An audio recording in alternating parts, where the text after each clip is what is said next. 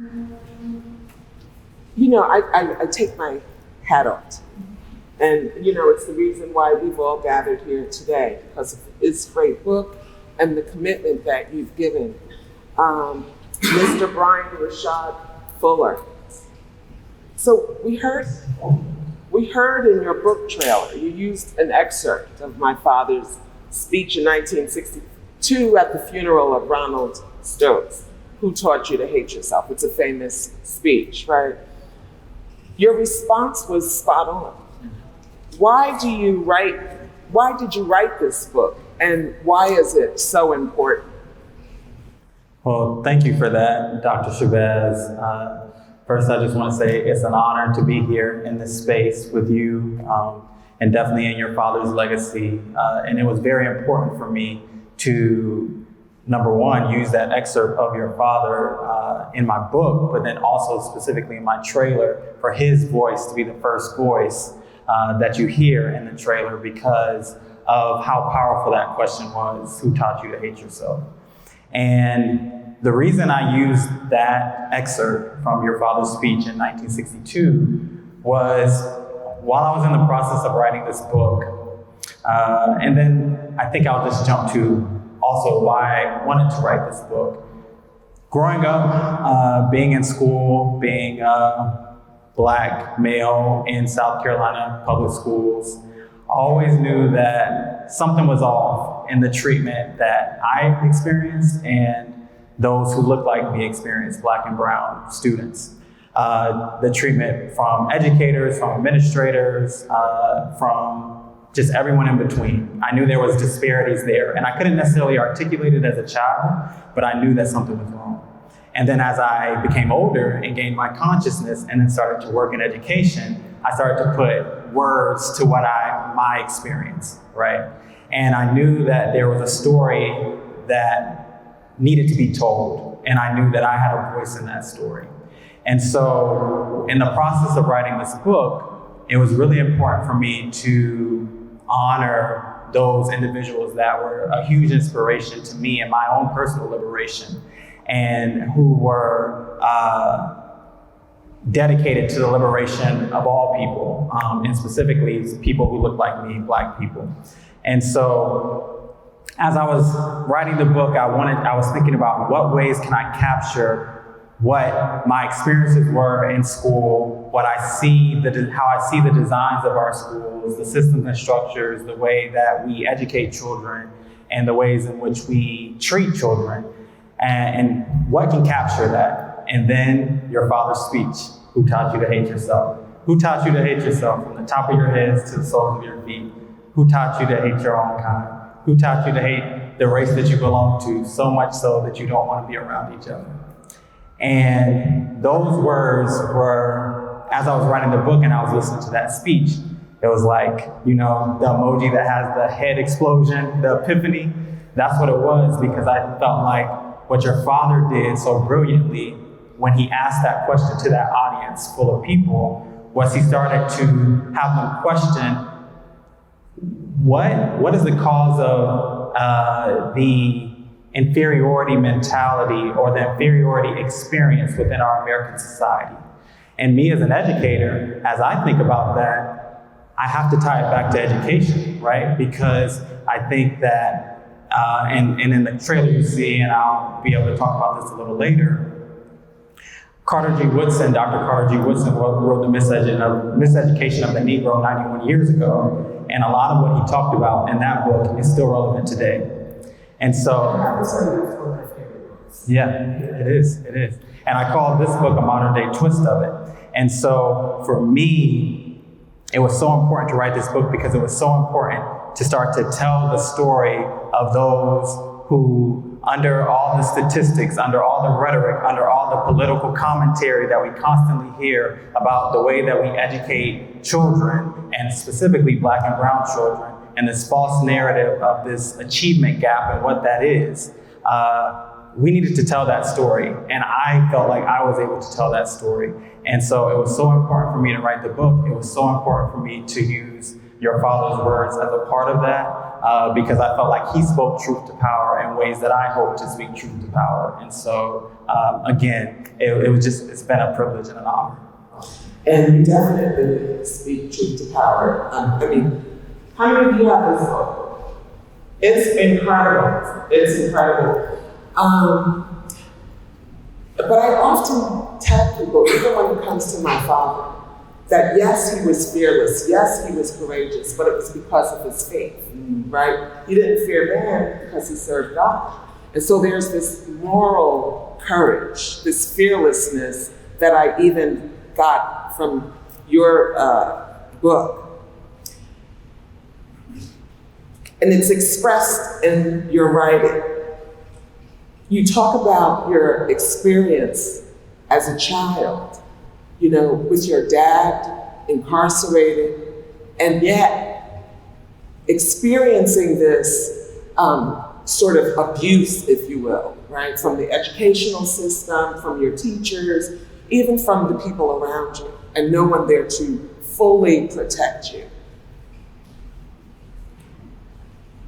Why was this an important conclusion in your writing? Why was it so important to include the narrative that you brought? Yeah. Thank you for that. I think in deciding to write this book, and there are many educators that are in the room, and so we understand that we're constantly inundated with statistics, rhetoric, policy, all the things that I just mentioned in my last answer. But what I feel like what we fail to talk about enough is the stories of the individuals that live under the statistics.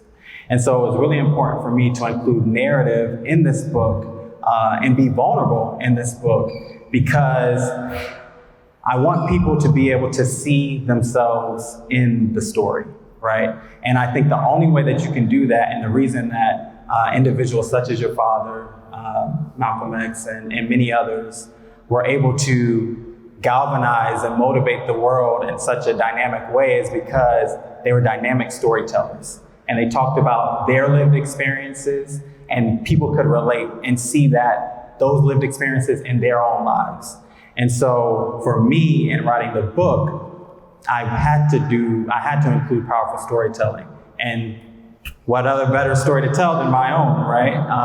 And so it was important for me to include all of those elements of growing up with an incarcerated parent and having the supports at home, but then seeing the backdrop of my father's incarceration play out daily in my schools as well, and how students who looked like me were being treated, were being punished, and just the first line of my book actually starts with me visiting my father in jail at the age of 3. And you think it's called Being Black in American Schools, so why would the first line of your book start that way? That was very intentional, because I wanted to tie in the carceral nature of our schools in America, and especially as it relates to Black and brown children. And so the book is constantly weaving the narrative of my own lived experiences and what was happening in school, and then using that as a foundation to then tie into the statistics, the policy that create the outcomes that are there. And yeah, so powerful storytelling, I believe, cuts through the noise of all that's out there and all that we constantly hear, and it really connects us and inspires us to action. And so that's why it was so important for me to do that in this book. Wow. I looked at many of the leaders, the thought leaders, the historians that you use quotes to start each chapter of your book. The one quote that I just think is so important, when James Baldwin said, "Don't focus on me as a Black person, right? Let's focus on you. Why was it important for you to turn me into a slave? Why was it important for you to turn me into a criminal?" So I thought that was just so genius. You use dynamic thought leaders from the past, such as James Baldwin, Dr. Carter G. Woodson, we all know who he is, Toni Morrison, Alice Walker. Why did you choose this method? You know, it certainly makes for a dynamic educator as you've been. Thank you. It was important for me to use this method, as Dr. Shabazz said, because I'm not on an island, right? And that's why I call my book the modern day twist of Dr. Carter G. Woodson's The Miseducation of the Negro. So these thoughts, these ideas, this notion of liberating our Black and brown students, and therefore all students in this country, is not new to me. I'm not the first one to think about it, right? And so it was very important for me in writing the book to honor those that came before me and that have been on this journey and have been on this legacy. And so I use individuals such as James Baldwin and the brilliant quote that you mentioned of his, and many others, because I wanted to show the reader that this is, I wanted to zoom the reader in, and you mentioned educator, because it's also a teaching moment. Like, if you don't know who James Baldwin is, after you read my book, you will know. If you don't know who Toni Morrison is, after you read my book, you will know. Because I wanted to honor them and honor their legacy as well. And that was very important, because I'm not new to this, right? This has been going on for centuries, and many people have been in this journey to liberate us all. And so I feel like in ways of using their words before I start mine is, in essence, them symbolically passing the torch over to me. Well, I think that's great, because while you're telling the story, you're also educating readers. So that's, really remarkable. And we know that our education is incomplete, not just for Black people, but for all children, if it doesn't include the truths of our history. We know that our human foundation can be traced to Africa, but we don't know much about the histories of those places. So now you call your book The Modern Day Twist, and this was one of my favorite books in college, of Dr. Carter G. Woodson's The Miseducation of the Negro, which was published in 1933. What elements of his work can readers expect to see in yours? Yeah.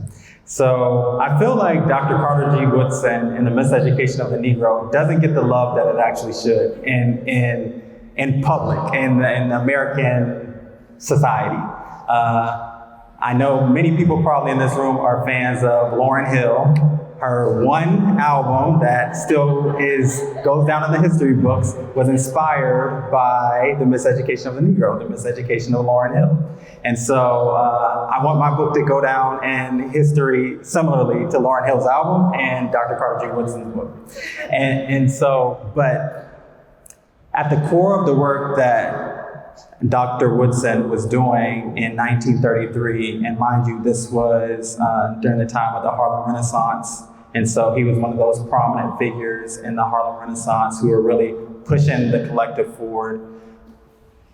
He did something that at that time had not been done. He took a look at the way that our American society was designed and the ways in which we educate Black people. And he said there was a miseducation happening.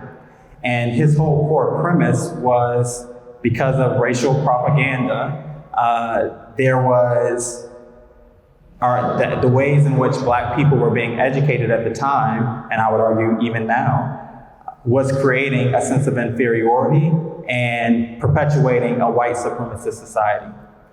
And intentionally, exactly. And so that is directly in this book. I follow the life cycle of a student from pre-K through college. That student happens to be me. And I use that as the foundation to really illuminate the inherent injustices that I believe are intentionally within our educational system. In the same way that Dr. Carter G. Woodson did. I just did a little new twist on it because, it's 2024, so I want to give it a little pizzazz. But so that element, his core teachings, and what he was calling for and calling us to in his book, is really the same thing that I'm doing in this book today. That's really great. You know, they're getting rid of diversity, equity, inclusion. You know, they're calling it so many other things when in actuality it's an opportunity for us to instill values in our children. If we're teaching them the truth, then we can instill the values of honesty, the values of compassion, maybe the values of forgiveness, rather than the values that are apparent. Destruction of Black civilization, right? You had a critical lens on yourself, which is so incredible in this book as an educator, especially as it relates to the ways you interact with your students in the classroom. Why was this important for you to share in this book? Yeah. Thank you for that question. I think when you write a book like this, Being Black in American Schools, and you're critical of the systems that are in place and the organizations that you worked, that I worked, and critical of the individuals around me when I talk about like teachers, interactions with teachers and all of those things, I couldn't do the book justice without putting myself under that same microscope, right? And just because I'm a Black man who educates and has educated Black and brown children doesn't mean I'm absolved from committing harm. And I think it was so important for me. I was like, if I'm calling to the carpet the New York City public school system or X school or my schools in Sumter, South Carolina, if I'm calling to the carpet those schools and those individuals that played a part in that, then I need to call to the carpet myself too.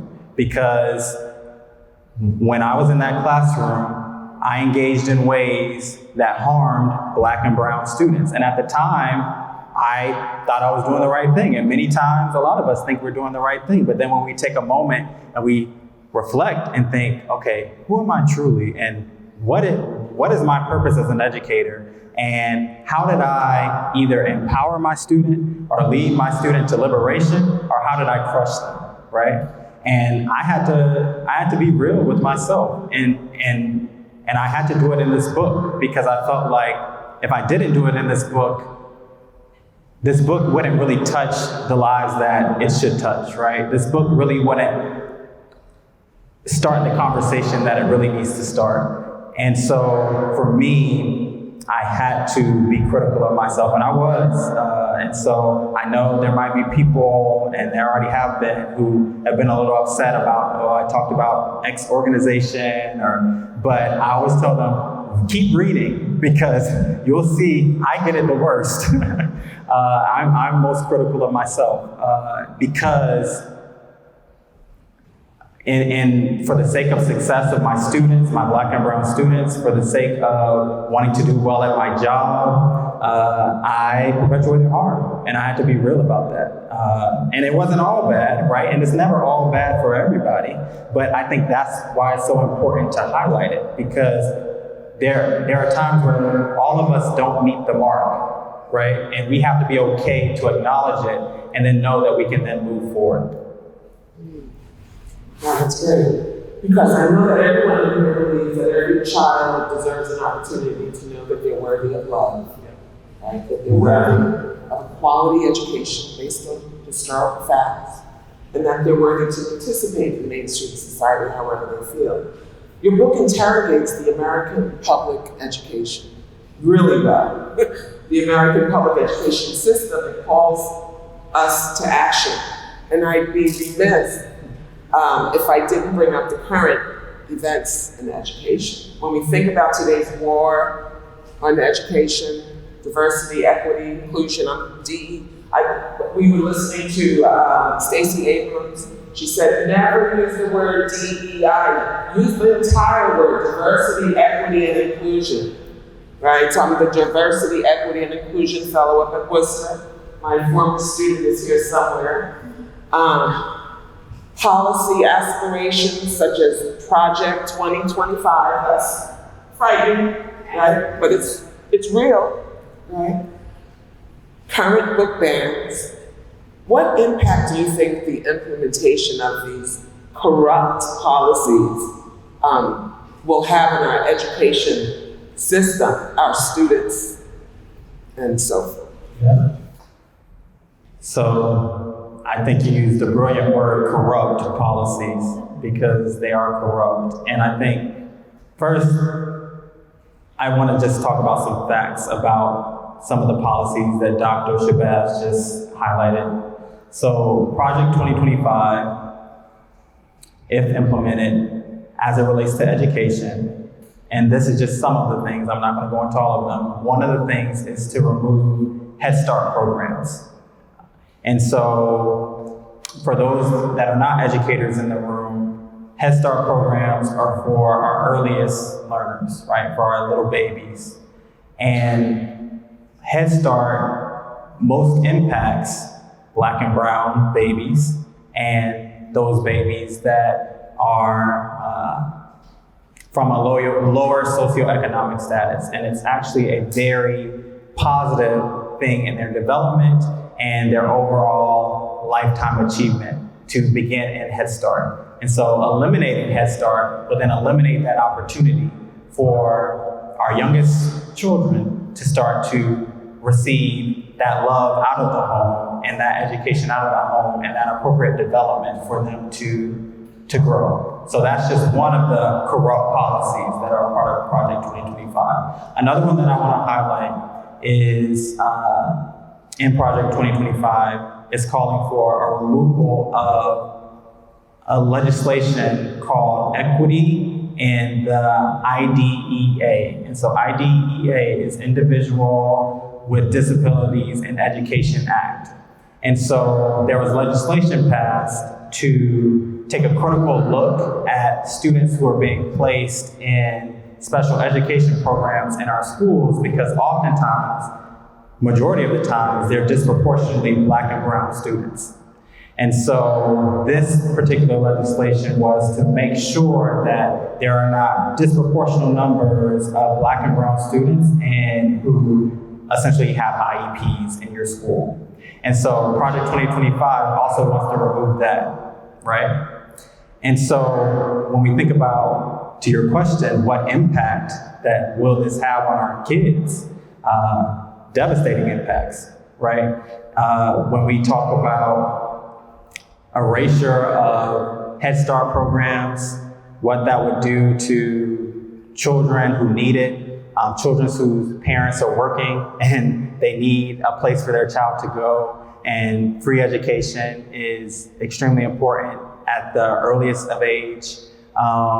What it would do to the trend to just place Black and brown students in special education courses, not because necessarily they have any type of learning differences, but just because they might be not behaving in ways that you like them to behave.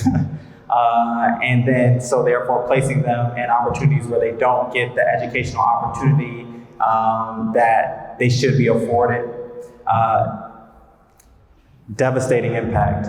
And when we talk about book bans, and that's happening now, it's kind of the same rhetoric that's been going on for centuries long, right? Book bans are not anything new. We're experiencing them now, but they've happened throughout our history in many different times, but they all have the same purpose: to hide the truth and to, what I think is to perpetuate propaganda in ways, and also to create and uphold the racial social caste system that we have, that is established intentionally within our American society. And doing that, book banning in our schools just continues to perpetuate that racial social caste system in our schools every day. So devastating consequences to these corrupt policies. And I think for us, and I think we'll probably get into this a little bit, in the book, I talk a lot about, how we can move through in terms of from a legislative standpoint, from the school standpoint, from an interpersonal relationship with teachers. But what we need to be focused on right now is how do we, on a grassroots level, brick by brick, start to make change. If our schools are banning DEI, or diversity, equity, inclusion, don't call it that, but still empower your students, right? Still show their identities in the work that you're doing. And so we can't allow legislation or the quote unquote powers that be stop us from honoring our children in the way that they need to be honored in our classrooms. And if we have to be creative about it, we have to be creative about it. And our thought leaders of the past that I mentioned in these books have been doing it for centuries. So we can do it in 2024. Yeah. I appreciate you.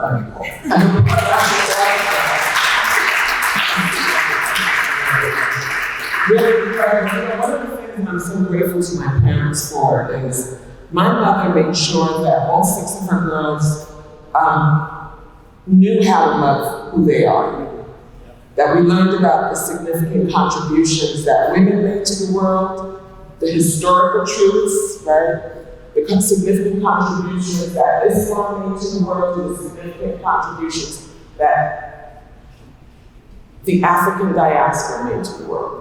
So we grew up with a very solid sense of who we were, we loved ourselves, and learning how to love ourselves teaches us how to love others, right? Because if we don't know how to love ourselves, we certainly can't love others. And so thank you for loving us, Mr. Brian Rashad Fuller. And I think that we should ask him to read an excerpt.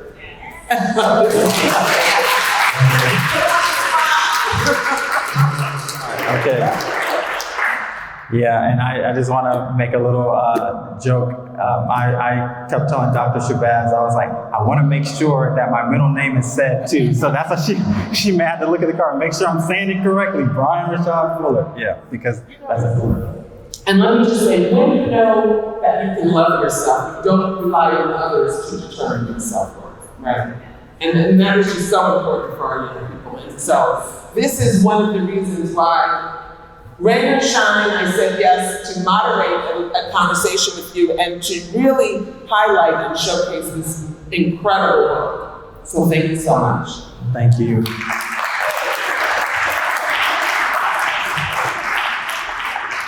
All right, so you're just giving me the stage all to myself. All right. Plot twist. Okay, so I think I'll read from the end of my book, just because it's a little uplifting. So let's see. And can someone tell me where we are on time? What time is it? So, okay, all right, so come with me for a little bit. I'm gonna read a couple of pages here, all right? But it'll be good. All right. While recounting my time as a teacher at Success Academy earlier in this book, I made it a point to examine my time as an educator with a critical lens. With that, I hope to illustrate how I played a role in perpetuating the psychological warfare that I outlined in this final chapter. However, as with all teaching and working in service of America's youth, there were also tons of heartfelt and loving moments in my experience. Therefore, as I close out the book and reflect on what's next in our collective journey, I would like to share a story that I hope can serve as a North Star moving forward. During my time at Success Academy, as we were nearing the end of the school year, I decided to announce to my class that I would not be coming back the following year due to my admission to the Harvard Graduate School of Education. All of the teachers on the 3rd and 4th grade teams made bets about how devastated the students would be about the news and how many tears would be shed. But I knew that I could excite my class so they would be happy and not see my leaving as a loss at all. I won those bets because none of my students cried when I shared the news. They only asked questions like, "How far is Cambridge from Harlem, Mr. Fuller? Can you come visit us every week, or can we come visit you?" No tears, only excitement and cheers. There was one student in particular who had become close with me throughout the school year, and though he did not initially show it, I knew he probably was taking the news a little hard. And I'll preface this by saying every student's name in here is a pseudonym. His name was Brandon, and he was a black boy who was in a traditional public school before joining Success Academy that year. Brandon joined as a fourth grade student, but was demoted to third grade and put in my classroom because of his highly aggressive behaviors. His mother and grandmother removed him from the traditional public school because he often got into fights. They felt that Success Academy would be a safer, more stable environment for him. Though I do believe that Success Academy was a better environment for him, it did not come easy. Brandon had a tumultuous start at our school. He was the cause and the initiator of the only physical fight between students in third grade that year, and I had made him apologize to our class for disrespecting our community. He also pushed me and punched me in the stomach when I stopped him from running out of the class when he was enraged and reacting towards another student. Aside from his outbursts, he was also very eclectic, liked unique readings and comic books, but did not have the best social skills with other students. Brandon began to settle into the school despite all of his challenges, and I became the Brandon Whisperer. When others could not get through to him, I could. We built a strong relationship throughout the school year. Brandon's response to me was so strong that my principal wanted me to loop with Brandon to fourth grade so I could be his teacher the following year to ensure his overall success at the school. Consequently, I knew Brandon would likely be upset when I would not be returning. The day after I made the big announcement to my class, Brandon came to me during his free time to chat. This behavior was typical for Brandon, as he often liked to talk with me during free moments. However, when he sat on the rug next to my desk, he did not speak at first, but instead simply stared at me. I looked at him and asked, "Why are you staring at me, Brandon?" He responded, "Can you take a picture of me with your cell phone?" I chuckled a little and thought this was a funny request. I asked him why, and he stated, "So you will never forget me." I was touched by his statement and assured him that it was not possible for me to forget him, so he had nothing to worry about. However, in a childlike way, he persisted, and I obliged. After I took the picture, Brandon stared at me again, smiling, and said, "Mr. Fuller, you're my favorite person in the entire universe." I looked back at him and said, "Really? Why is that?" He then looked at me with a seriousness and solemn look on his face. He replied, "Because you're just awesome, and you're the only person who makes me feel good about being me." I often reflect on Brandon's words and think about the powerful meaning behind them. And his words bring me to one of my favorite quotes by the late Dr. Maya Angelou from one of her talks, "You alone are enough." When I think about her words, I think about how so much of my story as a Black child in American society and our American society and public education system, and now a Black man working in education, has been around this notion of being enough. From the moment I saw my father behind the glass partition in the jail at the age of 3, to witnessing my first grade classmate, Eric, being punished harshly, to the pressure I put on myself to be the most well-behaved and most intelligent student in my classes, to my teachers telling me that the Black history I wanted to learn was not important, to feeling that I needed to defend myself against other Black students and later my white teachers and administrators, to the imposter syndrome I felt in my workplace, to the fear I regrettably instilled in Black and brown children like me. In every stage of my life, the question that persisted was, am I enough?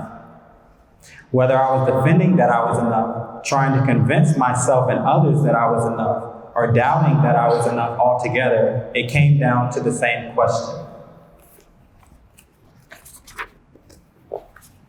I believe, am I enough, is a question that every human being grapples with at some point in their lifetime. But I think that the Black child grapples with the question often and is given a clear answer by our American society and education system daily. That untrue answer has been clear for generations. Just ask my grandparents, parents, siblings, aunts, uncles, cousins, friends, and millions of Black Americans like them. As I mentioned in this chapter, the journey between the question and the answer is guided by the psychological warfare experienced within our public schools. So as I think about what's next for me, I first hope to embody Angelou's quote, "You alone are enough," more intentionally, and recognize that as a Black man, my perspective, message, talents, skills, and insights are enough. And then, as Brandon so brilliantly reminded me, our charge is ensuring that every Black and marginalized child in this country feels good about being who they are. Or more specifically, it's time for us to get about the business of transforming our nation's educational system to be a place where Black children and all children can leave knowing that they have a place in our society. They can leave knowing that their voice, insights, creativity, talents, contributions are necessary to the fabric and success of our nation. Black children can leave our public education system undoubtedly asserting, I am enough.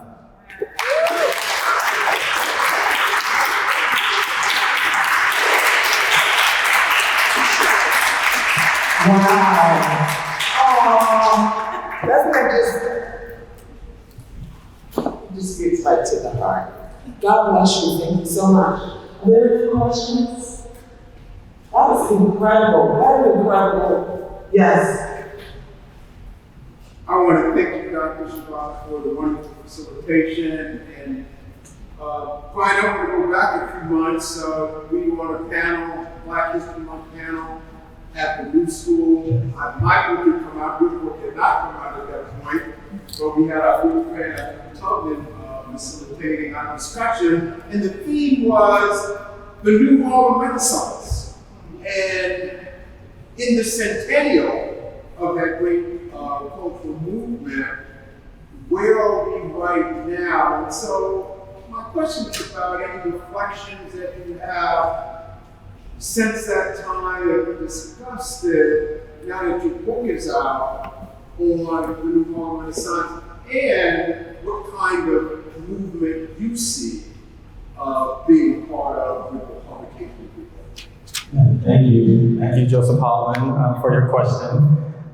So yeah, it is, and I'm glad you actually brought this up, that we are in the centennial of the Harlem Renaissance. And so at that time during Black History Month, February of this year, we wanted to talk about that and talk about how works like ours were adding to this new Harlem Renaissance. And I think where we are right now, and my reflections on it is, I think we're in two spaces. Like the Harlem Renaissance, the original Harlem Renaissance before this new Harlem Renaissance, it was a time that was necessary for the thought leadership that it brought forth at that time, right? As a society, we were grappling with a lot. We were on the heels of the civil rights movement. We were living in Jim Crow America, and Black inferiority was just a way of life, right? And so we had these great individuals and these great thought leaders come forth and bring works such as the miseducation of the Negro, such as, individuals such as Malcolm X, Langston Hughes. Many of those individuals were pushing Black consciousness forward in a way that was very necessary. And I think we are in that time again today. I think that right now what's happening, and Dr. Shabazz brilliantly brought it up in terms of just the attack on education right now, when we think about, and I don't want to get too political, but just think about everything that's going on in our American landscape right now. We're in a critical time, and a time that is very divisive, a time that is very, bringing us back to those old times of the past. And I think that it is so important for works like this, being Black in America Schools, and other works to be put forth in this time. It's like, when the time calls actors to act, they act, right? And I feel like, and I'm excited to be, and honored to be one of the actors in this time, because I think it is so necessary. And that's why I wanted to bring forth this book. And I didn't mention this earlier when talking about while writing the book, but I want to mention it now. So this book has been a 4-year journey. So I guess you could call it like a 4-year gestation period for the baby to be born. And it started in the pandemic. And really the catalyst for it was the summer of 2020, when the killings of George Floyd, Ahmaud Arbery, Breonna Taylor were all over our televisions. and what pundits now call the racial reckoning happened. And we as a society, as an American society, started to really call to the carpet one of our major American institutions, our criminal justice system, and talk about its inherent racism and its inherent injustices. And me growing up and the life that I live, I already knew that to be true, right? But it was interesting to see us as a collective start to have that conversation. But then also me as an educator, I was like, well, hey, I'm glad we're having this conversation about one great American institution, but we also need to be having this conversation about another great American institution, our education system, our public education system. And because in the same way that our criminal justice system and the inherent racism within it is killing Black and brown bodies in the street, the inherent racism in our American education system is killing the dreams of Black and brown children in the classroom every day. And that story needed to be told. And that was the start of this new renaissance, right, that you mentioned.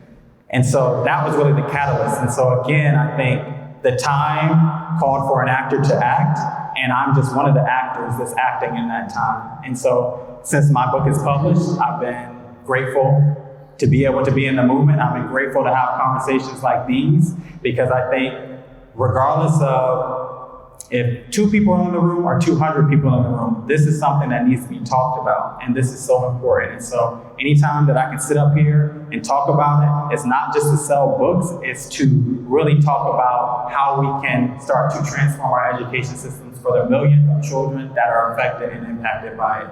And so I feel to be such a privileged space to be here to be able to talk about it, but I think this is a necessary conversation and one that I will continue to have. So thank you.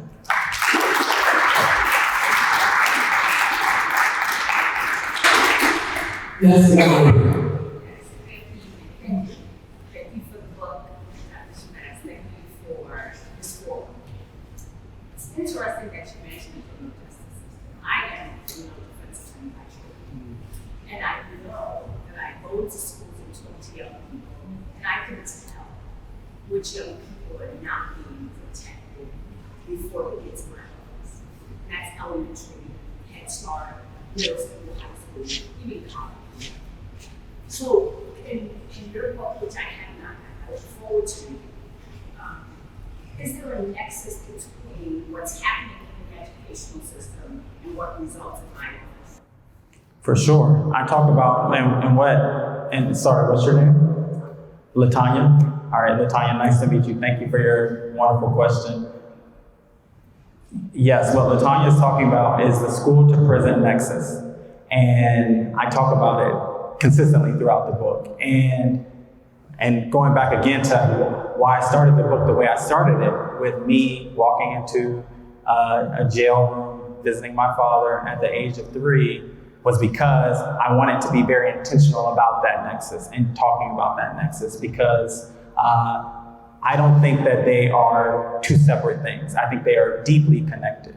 And research shows, right, like children who are suspended in schools or expelled in schools or disciplined in schools are more likely to then experience the criminal justice system as juveniles, but then later in life, right? And so we have to have those conversations, and we have to talk about it. And specifically, if we want to get the stats, Black children, Black boys are 3 times more likely to be disciplined, suspended, expelled than their white counterparts. Black girls 6 times more likely than their white counterparts, right?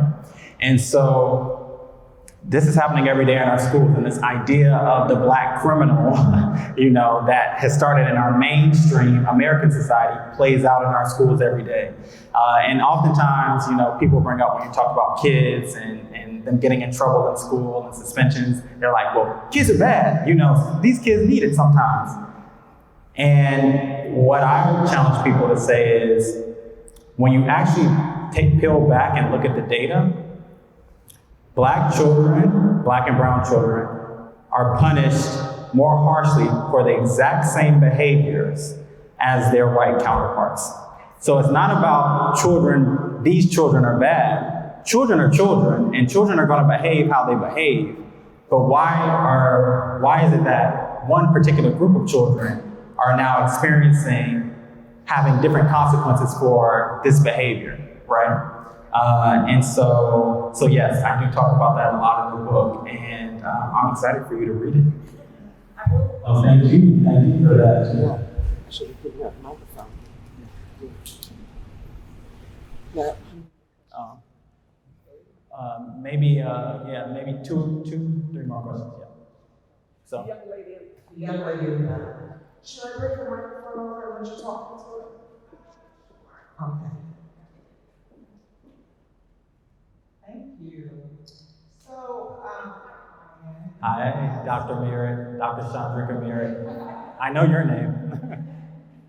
So, as a higher ed professional working with student affairs, something that I've seen over many years is Black and brown students that come into the space that don't necessarily advocate for themselves or even sort of understand the access to resources they have. And I feel like this book is sort of like the beginning of that, right? Like knowing and understanding the injustice of that. So my question is, I think it's proven that successful educational experience is community-based. So how do we educate the community, right, to take a stance around some of these things that we know is happening in the school system, right? Like how do we empower parents and neighbors and grandparents and aunts to really like stand up and say like, no, we know this is not right, right? Like we can see the fractures in the system. How do we get people to come together and kind of push against that? I think that's a great question, and thank you. Yeah, thank you so much for your question.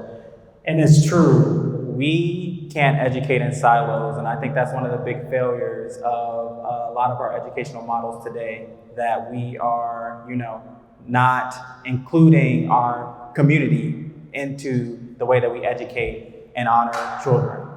And one of the things that I think is so important, and I touch on this in the book, is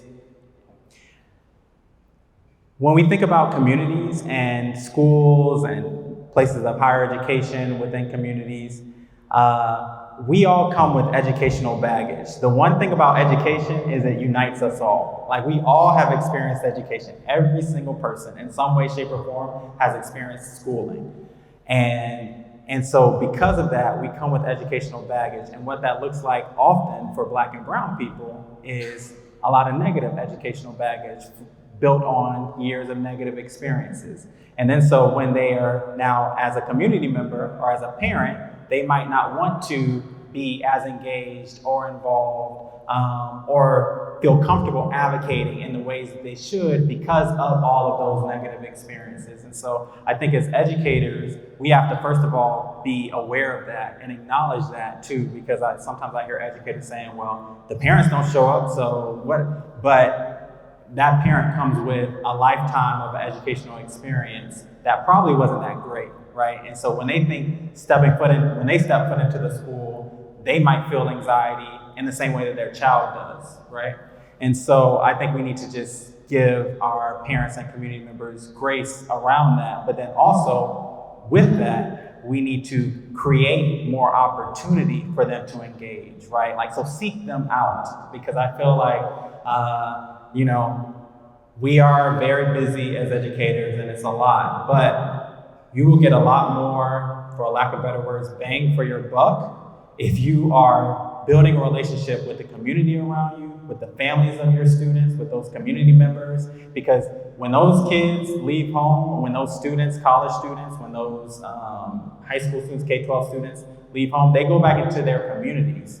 And those communities are what sustain them. And those communities are what got them to your doorstep. And so you honor them by honoring their communities. And so I think that we constantly have to find ways to be inclusive about bringing communities into the conversation and bringing families into the conversation, because that's so important. And I think it starts with, first of all, giving those families and those community members grace and understanding the legacy that comes with education in America.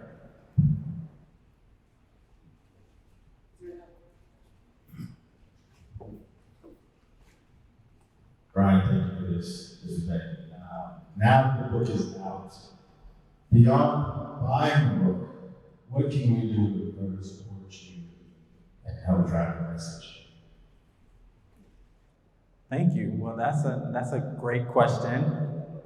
Brandon Walker here, say your name. So definitely buy the book. We'll be selling books at the back there. I'll be signing books.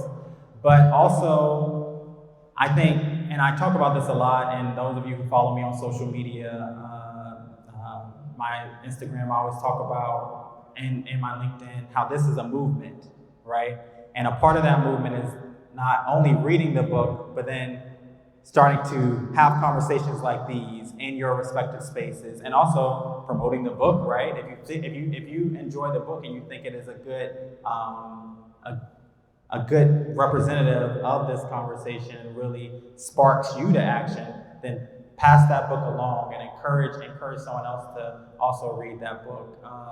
But then I think further than that, so buying the book, promoting the book, and promoting the movement that is the book. It is, and I do this, and that's why I use my story so much in this book and narrative in this book, because I want everyone to be able to have the opportunity to look at themselves as well, and how can they be an actor in their own lives and their own spaces to move the collective forward. Because I think we all are leaders in different ways, and we all should be empowered, right? And I think true work and true good work empowers everyone to act, not just me, right? So you read this book, then you're jazzed up now to go act in your own community. And so I would just encourage people to, yes, buy the book, yes, encourage other people to buy the book, but then also think, okay, in my locus of control, in my local sphere, what can I do to start to move the needle forward? So if you're not a parent, okay, what's happening in your local school district, right? What's happening in your local school board? Can you be a mentor to some young people, right? If you are a parent, okay, how are you interrogating the school and the ways in which your child is being educated at that school, right? And don't have fear in doing that, and ask to see the curriculum, and ask, why was this decision made versus this decision? That's okay, you know? It's not just higher socioeconomic status parents that can do that. Every parent has a right to do that, and every parent should do that. And so I think just finding ways that are authentic to you to start to push forward and really move the system forward. Because I think this happens through ground up work, right? Like I talked about, you know, the policies and the legislation and all of that stuff, but this is a grassroots movement. And so we on the ground, we the people have to do the work, and we each have a part in it. So thank you. And also to Brandon's point about how to support, everyone also can follow me on Instagram at @brfuller_ to just learn more and continue to get involved. So that's brfuller, FULLER_ on Instagram. That's Brian Rashad Fuller. Thank you all. And so I think what's going to happen now is I'm going to run to the back with those lovely ladies in the back, Locked and Lit. If you haven't heard about them, they're a beautiful bookstore here in Harlem. And we'll be able to sell books, you'll be able to purchase books, and then also I'll be doing a book signing for those of you that have books at the table. Also, too, I just want to know, I want to thank the Shabazz Center and Dr. Ilyasah Shabazz for allowing me to come in this space and have this dynamic conversation. But this educational center is a community center and does so much for the community. And so if you already have a book, and if you already purchased a book, you don't necessarily have to purchase a book there, but feel free to donate to this educational center that is doing so much for the Harlem and New York City community.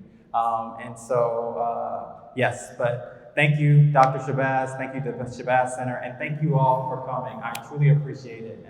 And again, we're doing this brick by brick, so thank you.